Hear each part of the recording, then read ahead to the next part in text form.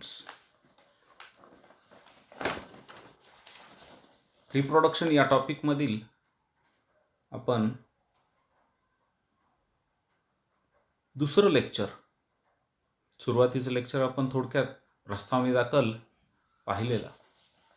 आता प्रत्यक्षात प्रजननाची प्रक्रिया, रिप्रोडक्टिव्ह सिस्टीम हा अभ्यास आपण सुरुवात करणार आहोत.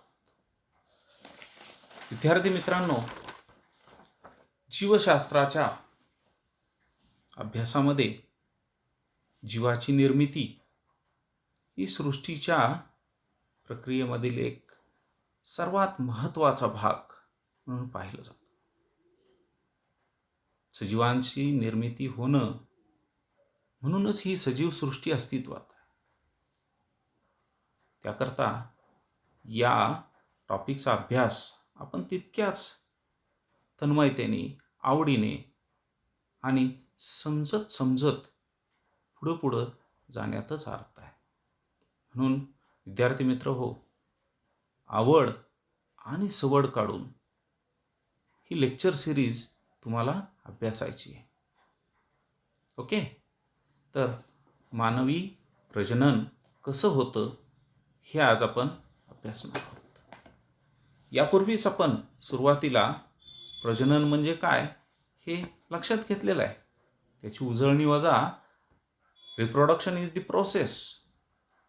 प्रजनन ही एक प्रक्रिया आहे की ज्यामध्ये आपल्याला formation of life takes place from the preexisting form of life. म्हणजे प्रजनन ही एक निर्मितीची प्रक्रिया आहे की ज्यामधून आपण सजीवाची निर्मिती ही त्याच्या अगोदर अस्तित्वात असलेल्या जीवातूनच झालेली दिसून येते. म्हणजे या ठिकाणी प्रजनन it is nothing but generation of new young one from the preexisting form of life असं आपण म्हणू शकतो. So let us now move towards the study of sexual reproduction in human life. Okay, तर मग मानवी शरीरामध्ये प्रजनन कसं होतं त्याकरता मानवी शरीराची जी काही जनन संस्थेची रचना, मानवी शरीरात अनेक संस्था आहेत हे आपण चांगलं परिचित आहोत. यामध्ये जनन संस्था कशा पद्धतीने विकसित झालेली आहे आणि त्यामध्ये समाविष्ट झालेले अवयव कसे आहेत हा अभ्यास अतिशय खेळीमेळीच्या आणि सावकाशीने टप्प्याटप्प्याने अभ्यासण्याचा प्रयत्न करूया. बघा विद्यार्थ्यांनो, आपण मानवाच्या शरीराचं म्हणजे आपल्या शरीराचं प्रजनन अभ्यासणार आहोत. जनन संस्था कशी आहे याची माहिती करून घेणार आहोत. हा अभ्यास तुम्ही शालेय जीवनापासूनच करत आलेला आहात, त्यामुळं तुम्ही याला काही नवीन नाही आहे. पण अगदी प्रत्येक संस्थेमध्ये समाविष्ट झालेले अवयव कसे आहेत, त्यांचं ठिकाण कुठं आहे, त्यांचा आढळ कसा आहे, त्यांची रचना कशी आहे, त्यांचं कार्यप्रणाली कशी आहे, या सर्व बाबीतून आपण एक एक करत डिटेलमध्ये प्रत्येक रिप्रोडक्टिव्ह ऑर्गनचा स्टडी करणार आहोत. So let us start with human reproduction. आता अगोदरच म्हटल्याप्रमाणे रिप्रोडक्शन ही एक प्रक्रिया आहे. त्यामुळं मानवी शरीरामध्ये प्रजननाची जी काही प्रक्रिया पार पाडली जाते ती विविध टप्प्यातून, विविध स्टेजेसमधून, त्याला आपण इव्हेंट्स म्हणूया. कोणकोणते टप्पे आहेत तर यामध्ये सर्वप्रथम आपण गॅमेटोजेनेसिस पार पडत असलेलं दिसून येतं. मानवी शरीरामध्ये लिंगपेशींची निर्मिती होत राहते. गॅमेट्स म्हणजे लिंगपेशी. आपण लिंगपेशी म्हणजे स्त्रीलिंग पेशी, पुरुष लिंगपेशी म्हणजे मेल गॅमेट्स, फिमेल गॅमेट्स असा उल्लेख करतो. जेनेसिस म्हणजे फॉर्मेशन, निर्मिती. गॅमेटोजेनेसिस म्हणजे लिंगपेशींची निर्मिती ही शरीरामध्ये होत असते. पुरुषांच्या शरीरामध्ये पुरुष लिंगपेशी तयार होतात, ज्याला आपण शुक्रजंतू किंवा स्पर्म्स म्हणतो. स्त्रियांच्या शरीरामध्ये अंडपेशी निर्माण होते, त्याला आपण ओहा किंवा ओहम असं म्हणतो. तशाच पद्धतीने दुसरी इव्हेंट जी आहे ती आपल्याला काय दिसून येते, मानवी शरीरामध्ये दोन शरीर भिन्न आहेत. या ठिकाणी पुरुष जनन संस्था ही पुरुषांच्या शरीरामध्ये, स्त्री जनन संस्था ही स्त्रीच्या शरीरामध्ये विकसित झालेली दिसून येते. म्हणजे या ठिकाणी ह्या जननपेशी ज्या आहेत, लिंगपेशी ज्या आहेत, पुरुषाच्या शरीरातून स्त्रीच्या शरीरामध्ये या जननपेशीचं वहन केलं जात असतं. बघा, दुसरा मुद्दा आहे transfer of sperms into female जेनायटल track. म्हणजे या ठिकाणी शुक्रजंतूंची लिंगपेशीची आपल्याला पुरुष शरीरामधून स्त्री शरीरापर्यंत जी वहन करण्याची जी काही प्रक्रिया आहे ती देखील लक्षात घ्यायची आहे. तशाच पद्धतीने एकदा का या लिंगपेशींचा प्रवेश एका शरीरातून दुसऱ्या शरीरामध्ये झाला असता, त्या ठिकाणी दोन लिंगपेशींचा संयोग होतो. म्हणजे त्याला बघा, तिसरा मुद्दा आपण fusion of male and female gametes असं म्हणू शकतो. त्या ठिकाणी पुरुष आणि स्त्री लिंगपेशींचा संयोग, त्यालाच आपण शास्त्रीय भाषेमध्ये फलनक्रिया किंवा इंग्लिशमध्ये आपण त्यास फर्टिलायझेशन असं म्हणतो. So fertilisation is fusion of male and female gametes in a favourable condition. Okay. पुढचा मुद्दा या जनन प्रक्रियेमध्ये जो दिसून येतो तो म्हणजे एकदा फलन पार पाडलं की त्या फलन पेशीचं, फलित पेशीची विकासाचे टप्पे जे होतात त्याच्यामध्ये formation of blastocyst and its implantation. म्हणजे फलित पेशीचं आपल्याला पुढे काय दिसून येतं, तर फलित पेशीची विकासाची जी काही इव्हेंट्स आहेत, म्हणजेच आपल्याला त्या ठिकाणी झायगोट निर्मिती, फलित पेशी म्हणजे झायगोट निर्माण होतो. झायगोटचा विकास होऊन झायगोटमधून आपल्याला वेगवेगळे स्टेप्स दिसून येतात की ज्याच्यामध्ये सर्वप्रथम आपल्याला मोरुला म्हणजे 16 ते 32 पेशींचा समूह तयार होतो. त्याच्यानंतर त्याच्यापासून पेशींचा समूह एका वैशिष्ट्यपूर्ण सिरीजमध्ये जात असताना प्लास्टुला हा एक टप्पा निर्माण होतो. त्याच्यानंतर गॅस्ट्रुला निर्माण होत असतो. त्याच्यानंतर 3 जर्म लेयर्स तयार होत असतात. या सर्व टप्पे क्रमाक्रमाने पार पडतात आणि हेच पार पडत असताना ह्या विकासाच्या टप्प्यामधील ब्लास्टोसिस्ट, ब्लास्टुला याचं रोपण देखील स्त्री शरीरामध्ये होत असतं. गर्भाशयामध्ये गर्भरोपण क्रिया होत असते, त्याला आपण इम्प्लांटेशन असं म्हणतो. म्हणजे हा एक महत्त्वाचा टप्पा की formation of blastocyst and its implantation.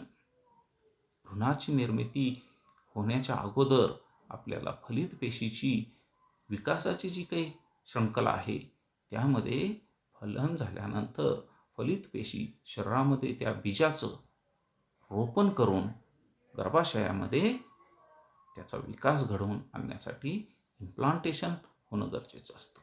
ठीक आहे. तर हा एक टप्पा आपण अभ्यासणार आहोत. त्याचबरोबर एम्ब्रियॉनिक डेव्हलपमेंट. आता एम्ब्रियो म्हणजे भ्रूण.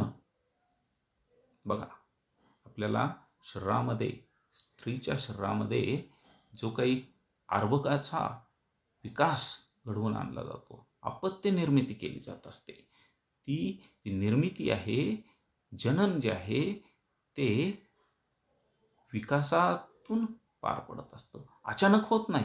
त्यामुळं एम्ब्रियॉनिक डेव्हलपमेंट, जो आता आपण बीज रोपण झालेलं आहे गर्भाशयाच्या पिशवीमध्ये, त्याचा टप्प्याटप्प्याने विकास होतो आणि तो टप्प्याटप्प्याने होणाऱ्या विकासालाच भ्रूणाचा विकास असा आपण उल्लेख करू शकतो. That is embryonic development.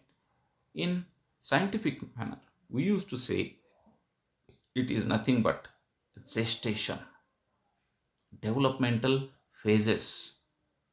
या ठिकाणी जेस्टेशन पिरियड म्हणजेच प्रेग्नन्सी पिरियड त्याला आपण म्हणतो.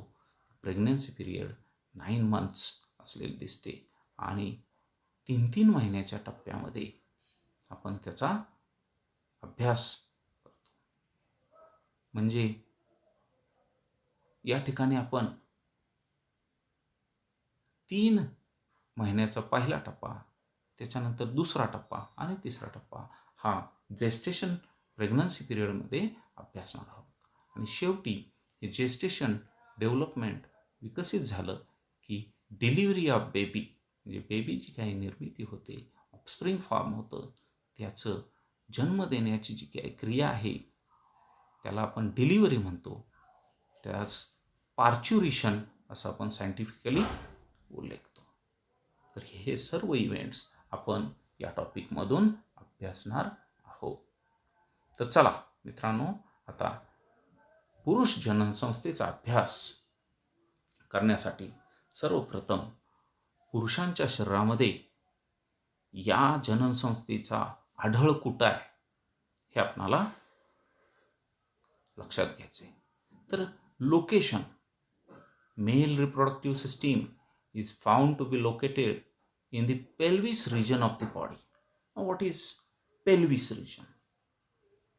सर्वप्रथम आपल्याला आपण स्केलेटनचा अभ्यास 11वी इयत्तामध्ये अभ्यासत असताना भाग शरीराचे पाहिलेले आहेत. तर आपल्याला शरीराचे भाग सांगताना हेड, नेक, थोरॅक्स, ॲब्डॉमिन, त्यानंतर पेल्विक रिजन असा आपण म्हणतो भाग. म्हणजे डोक्यापासून ते अगदी कंबरेपर्यंत, जांघाड्यापर्यंत आपण टप्पे सांगतो. तर पोटाच्या खाली कंबरेचा भाग आणि कंबरेच्याच खाली जिथून आपल्या शरीराचे पाय निर्माण झालेले असतात, विकसित झालेले असतात, त्या ठिकाणी जांघाड म्हणतो आपण. त्या जांघाडाच्या भागामध्ये आपणाला पुरुष जनन अवयव हे विकसित झालेले दिसून येतात. ठीक आहे. Location is explained as male reproductive parts, male reproductive system is developed in the pelvic region of the body. Now, how this system is found developed? What is included in this system? So, here we used to found some of the organs which we will deal with. First, there are a pair of testes. सुरुवातीला आपल्याला या जनन संस्थेमध्ये वृष्ण असलेले दिसतात. आणि वृष्ण कसे आहेत? जोडीने आहेत. शरीरामध्ये वृष्णकोश आपल्याला दिसतात जांघाडाच्या भागामध्ये, आणि त्या वृष्णकोशामध्ये 2 टेस्टीज, 2 वृष्ण असलेले दिसतात. ओके. तर त्याला आपण बीजांड असं देखील म्हणतो, की ज्याच्यामध्ये बीजांची निर्मिती होत असते. दुसरे, त्या बीजाच्या कोशातून आपल्याला काही नलिका बाहेर पडलेल्या दिसतात, आणि ती नलिकांचा जो भाग आहे त्याला ॲक्सेसरी डक्ट्स असं आपण म्हणतो. या बीज कोशापासून आपल्याला ज्या नलिका विकसित झालेल्या दिसतात, की ज्यांचा शेवट शिश्नामध्ये झालेला दिसतो, त्याला आपण ॲक्सेसरी डक्ट्स असं म्हणतो. तेही आपण आकृतीच्या साहाय्याने अभ्यासणार आहोत. त्याच्यानंतर याच संस्थेमध्ये आपल्याला या अवयवांच्या मध्येच काही ग्रंथींचा समावेश देखील झालेला दिसतो. त्याला आपण ॲसोसिएटेड ग्लँड्स किंवा ॲसेसरी ग्लँड्स असं म्हणतो. या जनन संस्थेशी संलग्न आपल्याला काही ग्रंथी असलेल्या दिसतात. त्या ग्रंथींचा अभ्यास देखील आपण याच कन्सेप्टमध्ये, संकल्पनेमध्ये अभ्यासणार आहोत. आणि शेवटी प्रजनन करण्याकरता जे अवयव आपल्याला निर्माण झालेले दिसतात, त्यामध्ये काही अवयव शरीराच्या बाह्यांगाला विकसित झालेले आहेत, तर काही अवयव शरीराच्या अंतस्थ भागामध्ये विकसित झालेले दिसतात. त्यावरून आपण यामध्ये एक्सटर्नल जेनायटल ऑर्गन्स आणि इंटरनल जेनायटल ऑर्गन्स असे 2 भाग करू शकतो. आता बघा, बहिस्थ जनन अवयव म्हणजेच त्याला आपण एक्सटर्नल जेनेटिलिया असं म्हणतो. जेनायटल ऑर्गन म्हणजे जनन अवयव. करेक्ट. तर आता या संस्थेचा रचना आणि त्याची कार्यप्रणाली कशी पार पडते हे टप्प्याटप्प्याने आपण अभ्यासणार आहोत. सर्वप्रथम मी तुम्हाला बहिस्थ जनन अवयव हे जे आहेत, हे बहिस्थ जनन अवयव कशा पद्धतीने विकसित झालेले आहेत त्याचा उल्लेख करतो. पहा, या ठिकाणी मानवी शरीरामध्ये, पुरुषांच्या शरीरामध्ये बहिस्थ भागाला जे अवयव विकसित असतात त्याला आपण ॲब्डॉमिनल कॅव्हिटीच्या लगत म्हणजे पोटाच्या पोकळीच्या खालच्या बाजूला जांघाडच्या भागामध्ये आपल्याला एक पिशवी सदृश्य भाग जो विकसित झालेला दिसतो त्याला बीजांडकोश असं आपण म्हणतो किंवा वृषणकोश असं म्हणतो मराठीमध्ये. इंग्लिशमध्ये त्यालाच आपण स्क्रॉटम असं म्हणतो. काय म्हणतो? स्क्रॉटम. तर हा स्क्रॉटल सॅक म्हणजे पोत्यासारखा आतून पोकळ पिशवीसारखा भाग असतो म्हणून त्याला आपण स्क्रॉटल सॅक असं म्हणतो. त्याचबरोबर शरीराच्या बाह्यांगाला दुसरा एक आपल्याला जनन अवयव असलेला दिसतो त्याला आपण पेनिस असं म्हणतो. मराठीमध्ये आपण त्याला शिश्न असा उल्लेख करतो. ओके. तर स्क्रॉटम आणि पेनिस हे दोन भाग आपल्याला शरीराच्या बाह्यांगाला विकसित झालेले आढळत आहेत. त्यानंतर मग शरीराच्या अंतरांगाला बाकीचे जे सगळे अवयव आहेत त्यामध्ये आपण टेस्टिसपासून पेनिसपर्यंत जे काही वेगवेगळ्या अवयवांच्या साहाय्याने जे काही कनेक्शन किंवा निर्मिती झालेली आहे ती टप्प्याटप्प्याने स्पष्ट करूया. बघा, याच्यामध्ये आपण टेस्टीज आहेत, त्यानंतर टेस्टीजमधून व्हासा एफ्रेन्शिया, त्यानंतर व्हासा डेफ्रेन्शिया, त्याच्यानंतर सेमिनल व्हेसिकल्सपासून आपण प्रोस्टेट ग्लँड आणि त्याच्यानंतर युरेथ्रा असे विविध टप्प्याटप्प्याने विविध अवयव या संस्थेमध्ये कशा पद्धतीने समाविष्ट झालेले आहेत ते अभ्यासणार आहोत. तर सर्वप्रथम आपण स्क्रॉटम म्हणजे काय हे आकृतीच्या सहाय्याने बघूया आणि मग त्याची माहिती घेत राहूया. या डायग्रॅममध्ये आपण स्क्रॉटल सॅक जो पाहतोय ते या ठिकाणी दोन्ही बाजूला दोन अंडकोश असलेले दिसतात की ज्याच्या आतमध्ये टेस्टीज आपल्याला लोकेट झालेल्या किंवा स्थिरावलेल्या ह्या दिसतात. तर मग हा जो बीजांडकोश आहे, हा बीजांडकोश की ज्याला आपण स्क्रॉटम म्हणून उल्लेखला आहे, त्या स्क्रॉटमची माहिती प्रामुख्याने आपण काय म्हणून त्याचा उल्लेख करूया. Scrotum is a thin walled, पातळ भित्तिकेच्या साह्याने विकसित झालेली ही रचना आपल्याला शरीराच्या बाह्यांगाला विकसित झालेली दिसते. It arises from the lower abdominal wall, आपल्याला ॲब्डॉमिनच्या लोअर वॉलपासून अराईज झालेली दिसते, उगम पावलेली दिसते. याच्यामध्ये आपल्याला या पिशवी सदृश्य भागामध्ये दोन कप्पे असलेले दिसतात किंवा ज्याला आपण दोन कंपार्टमेंट्स असलेले दर्शवतो. म्हणजे हे जे बीजांडकोश आहे हे बीजांडकोश अतिशय पातळ अशा थिन वॉल्ड चे असलेले दिसते, आतून पोकळ असलेले दिसते आणि सुरकुतलेली त्वचा या बीजांडकोशाची असते. कॉन्ट्रॅक्टाईल स्किनी लेअर असलेला दिसतो आपल्याला. मस्क्युलॅरिटी जी आहे ती कशी आहे, कॉन्ट्रॅक्टेड असलेली दिसते, सुरकुतलेल्या स्वरूपात असलेली दिसते. आतून आपल्याला याच्यामध्ये जे टेस्टीज स्थिरावलेले असतात ते खालच्या बाजूला एक बारीक असा मस्क्युलर टिश्यू असतो, त्याला आपण गुबर्नॅक्युलम असं म्हणतो. या गुबर्नॅक्युलमच्या साह्याने टेस्टीज चिकटलेल्या अवस्थेत या स्क्रॉटल सॅकमध्ये दिसतात.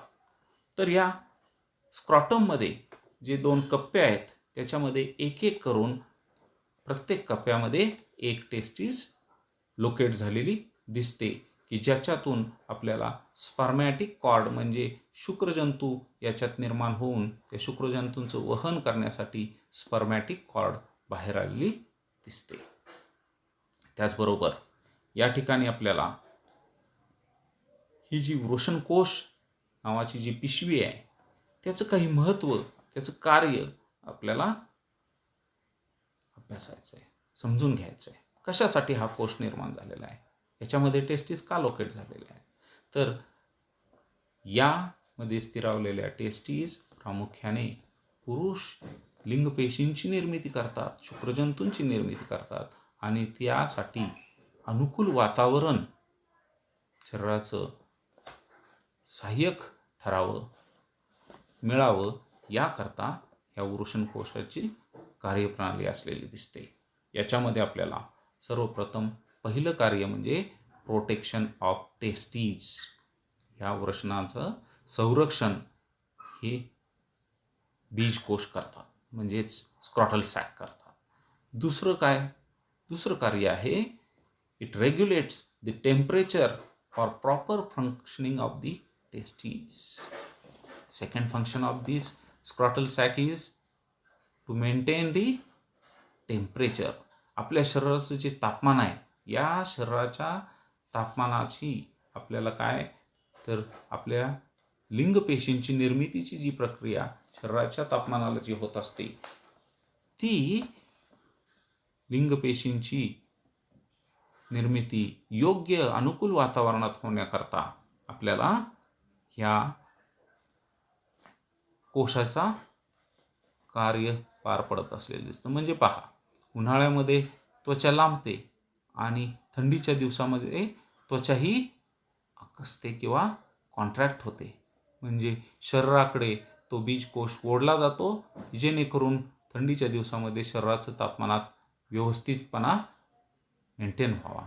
आणि उन्हाळ्याच्या दिवसामध्ये तापमान वाढतं, त्यामुळं शरीरापासून थोडीशी ही पिशवी दूर जाते, एक्सटेंड होत असते. म्हणजे दुसरं महत्त्वाचं कार्य काय, to maintain the body temperature. अशा रीतीने आपल्याला स्क्रॉटमचा महत्त्वाचा कार्यभाग दिसतो. आता यानंतर आपण या बीजकोशात आत शरीराच्या अंतरंगाला, अंतस्थावयवाची एक एक करून आपण माहिती घेणार आहोत. बहिस्थ जनन अवयवातला जो काही दुसरा भाग पेनिस किंवा ज्याला आपण शिश्न म्हणतो, तो आपण शेवटी घेऊया. म्हणजे बीजकोशापासून शिश्नापर्यंत आपण मार्गक्रमण करूया. त्यामध्ये सुरुवातीचा भाग आता बीजकोशाच्या आतमध्ये असलेल्या टेस्टीज किंवा बीजांड याला आपण म्हणतो, त्याची रचना कशी आहे आणि त्यामध्ये कशाची निर्मिती होते याचा अभ्यास करूया. तर testes are paired, pink and oval in shape. बीजांड कसं आहे, तर पेयर्ड आहे, ते जोडीने आहे. मगाशीच म्हटल्याप्रमाणे बीजकोशामध्ये आत 2 कप्पे तयार झालेत, त्या एका कप्प्यामध्ये एक बीज कोश जो निर्माण आहे त्याच्यात बीजांड आहे. म्हणजे testes are paired. It is pink in colour and it is oval in shape. Testes are located outside the abdomen in scrotum. म्हणजे या बीजांडाची लोकेशन सांगताना स्क्रॉटल सॅकमध्ये असलेलं आपण सांगतो. त्याचबरोबर या टेस्टीजचं प्रामुख्याने आपल्याला काय दिसून येत आहे, तर आता हे टेस्टीज या बीजकोशात कशा उगम पावलेल्या आहेत, तर आपण त्रिस्तरीय प्राणी आहोत.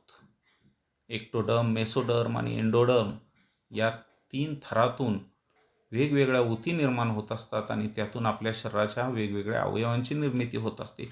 तेच तर आपण या टॉपिकमध्ये कसं निर्माण होतं हे पुढं आपण अभ्यासणार आहोत. पण सुरुवातीच्या भागामध्ये या बीजांडाची निर्मिती कोणत्या पद्धतीच्या ऊतींपासून झालेली आहे, तर testes are mesodermal in origin. काय म्हटलं मी, testes are mesodermal in origin. त्याचबरोबर ईच टेस्टीज इज मेजर्ड. आता ह्याची आपण मेजरमेंट सांगूया, लांबी रुंदी कशी आहे, आकार कसा आहे हे स्पष्ट करूया. Each testes is measured about 4.5 centimeters in length. It is measured about 4.5 centimeter in length, 2.5 centimeter in width and 3 centimetres in thickness, म्हणजे 4.5 सेंटीमीटर लांब, 2.5 सेंटीमीटर रुंद आणि 3 सेंटीमीटर जाडीला आहे. Each testis is connected to the scrotum. He testis आपल्याला स्क्रॉटमला connect झालेली दिसते. मी या अगोदरच उल्लेख केल्याप्रमाणे each testis is connected to the wall of scrotal sac with the help of a specialized tissue known as gubernaculum. त्याला आपण काय म्हटलं होतं? गुबर्नॅक्युलम असं म्हटलं होतं. त्याचबरोबर ड्युरिंग फॉयटल लाईफ, म्हणजे अर्भकाचा जीवनक्रम विकसित होत असतो, याच्यामध्ये आपल्याला त्याची निर्मितीचा पहिला टप्पा म्हणजे स्क्रॉटल सॅक आहे. आपल्याला इथून निर्मितीला सुरुवात होते, म्हणजे बीज निर्मितीची प्रक्रिया ही या बीजांडामध्ये होत असते. ठीक आहे. तर मग अशा ह्या बीजांडाचं कार्य काय आपल्याला दिसतं आणि त्याची आंतररचना कशी असते ते आपण पुढं पाहणार आहोत. तर सर्वप्रथम मी तुम्हाला या ठिकाणी असलेल्या ह्या टेस्टिसची आंतररचना कशी आहे ती सुद्धा स्पष्ट करतो.